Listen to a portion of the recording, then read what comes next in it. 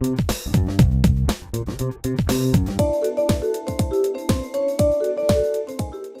bien bonjour à tous, nous recommençons notre petite information comme d'habitude pour informer les consommateurs de leurs droits. Aujourd'hui on va parler de autobus et autocars, le droit des passagers.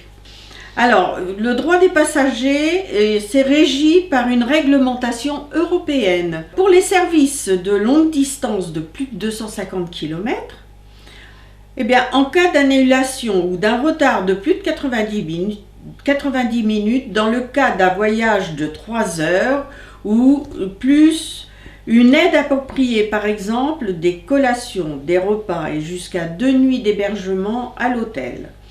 Une garantie de remboursement ou de réacheminement en cas de surréservation ou l'annulation ou après un retard de plus de 120 minutes par rapport à l'heure prévue de départ.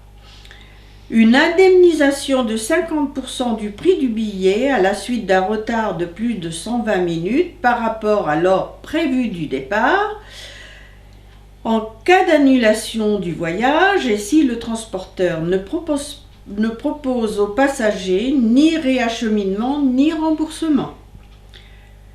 Une protection des passagers en cas de blessure, de perte ou de dommages occasionnés par des accidents de la route et ou une indemnisation en cas de décès.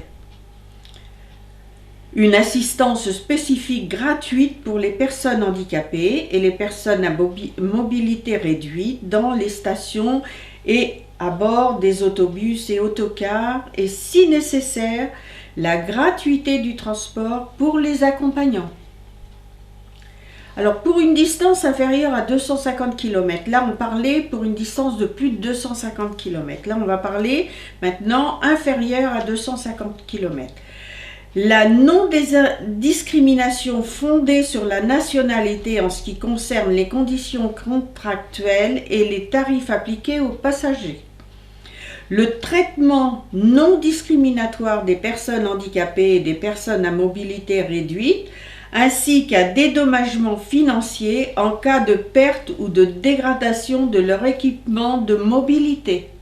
C'est-à-dire que si vous êtes en fauteuil roulant, vous montez dans le car, on vous abîme le fauteuil, vous devez être indemnisé.